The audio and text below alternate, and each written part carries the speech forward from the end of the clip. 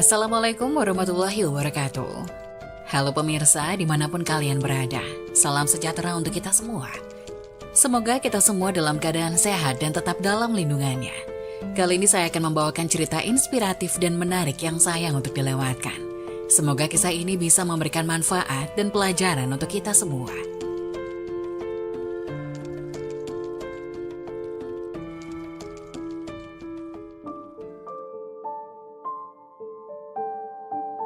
Astagfirullah, inilah orang rajin sholat tapi justru jauh dan mendapat murka dari Allah Subhanahu wa Ta'ala. Tak disangka ternyata seperti ini ciri-cirinya. Sholat adalah tiang agama. Bagi mereka yang beriman, sholat adalah hal wajib yang tidak boleh ditinggalkan dalam keadaan sakit sekalipun. Rajin menjalankan sholat tentu merupakan hal yang sangat baik dan mulia. Namun hal tersebut tidak lantas menjamin seseorang menjadi hamba yang dekat dengan Allah. Lalu siapa sajakah orang yang rajin sholat namun justru jauh dari Allah Subhanahu wa Ta'ala? Dan seperti apa cirinya? Dalam satu hadis Rasulullah bersabda, sesungguhnya pertama kali yang dihisab, ditanya, diminta pertanggungjawaban dari segenap amalan seorang hamba di hari kiamat kelak merupakan sholatnya. Bila sholatnya baik maka beruntunglah ia, dan bila mana sholatnya rusak sungguh kerugian menimpanya. Hadis riwayat Tirmizi. Untuk itu sangat penting bagi kita untuk rutin mendirikan sholat. Namun untuk mendapatkan ridho dan surganya tidak hanya dengan rajin menjalankan sholat. Hal itu hanya dilakukan dengan penuh kesadaran, tidak sebatas sebagai rutinitas harian, serta harus dibarengi dengan menjaga akhlak, serta hubungan sesama dengan manusia, agar tidak menjauhkan kita dari Allah Subhanahu wa Ta'ala, Sang Pencipta alam semesta. Berikut ini adalah orang yang rajin sholat namun justru jauh dari Allah Subhanahu wa Ta'ala. 1. Orang yang lalai dalam sholat. Pada hari kiamat nanti, ada banyak orang yang membawa sholatnya kepada Allah, kemudian mereka mempersembahkan sholatnya kepada Allah. Lalu sholatnya dilipat-lipat seperti lipatan pakaian yang kumal, kemudian dibantingnya ke wajah mereka. Allah tidak menerima sholatnya, bahkan ada yang celaka dengan sholatnya.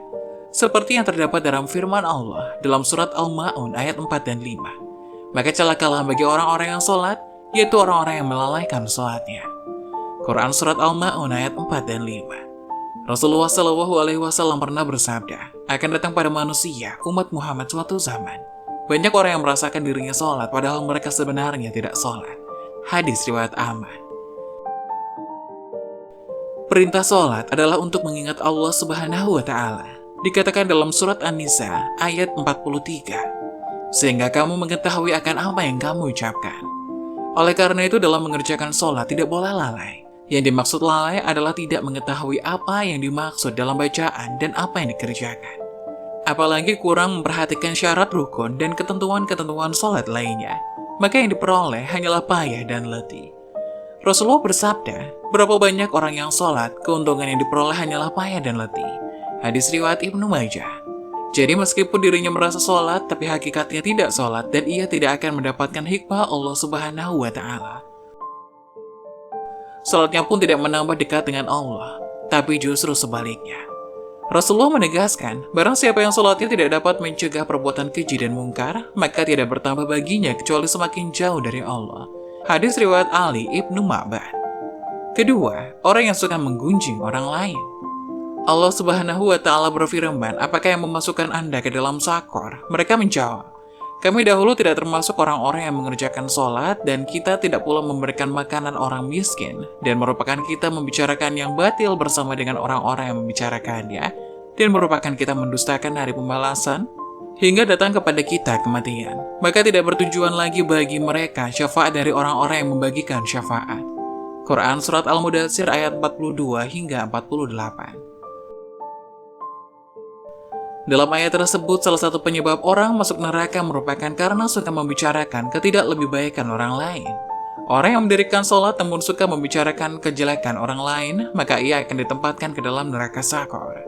Allah melarang kita untuk membicarakan aib orang lain. Allah Subhanahu wa Ta'ala berfirman, hai orang-orang yang beriman, jauhilah tidak sedikit purba sangka atau kecurigaan, karena sebagian dari purba sangka itu dosa.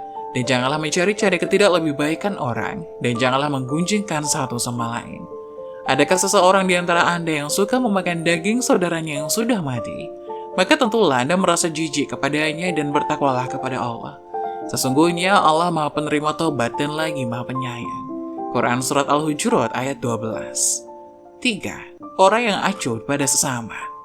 Allah Subhanahu wa Ta'ala berfirman, "Sesungguhnya aku hanya akan menerima sholat orang-orang yang merendahkan dirinya karena kebesaranku, menahan dirinya dari hawa nafsu karena aku, yang mengisi sebagian waktu siangnya untuk berzikir kepadaku, yang melazimkan hatinya untuk takut padaku, yang tidak sombong kepada makhlukku, yang memberikan makan pada orang yang lapar, yang memberikan pakaian pada orang yang telanjang, yang menyayangi orang yang terkena musibah, yang memberikan perlindungan kepada orang yang terasing.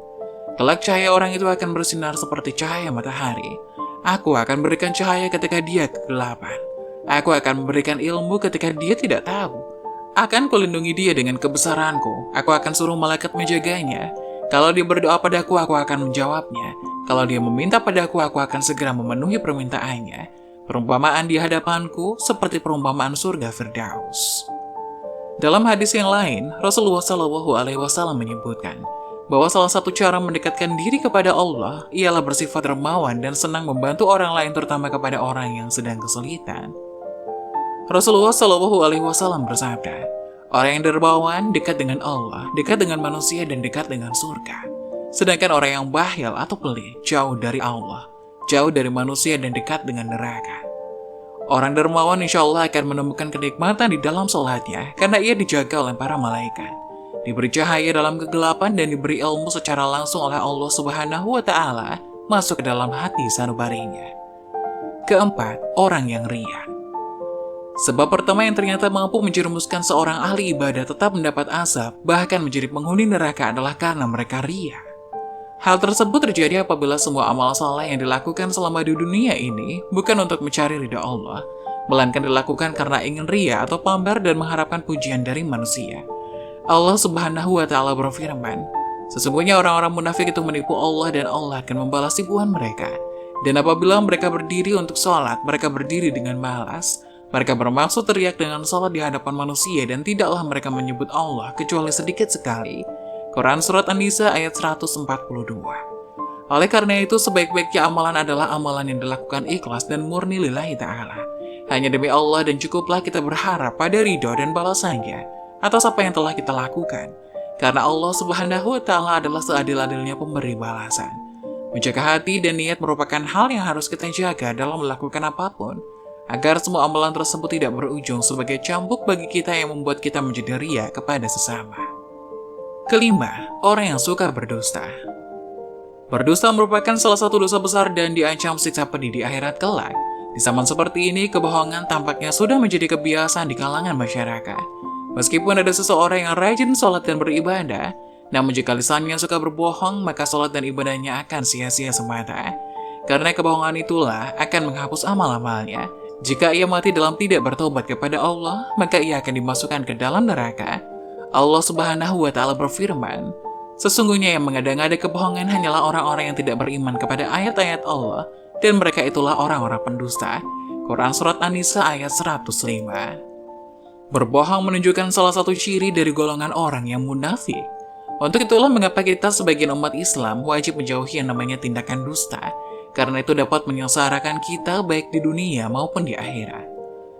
Nah, itulah orang yang rajin sholat tapi justru jauh dan mendapatkan murka Allah. Semoga penjelasan tadi dapat memberikan hikmah dan bermanfaat untuk penonton semuanya. Jangan lupa like, subscribe channel ini agar tidak ketinggalan info-info bermanfaat lainnya. Sekian dari kami, terima kasih. Wassalamualaikum warahmatullahi wabarakatuh.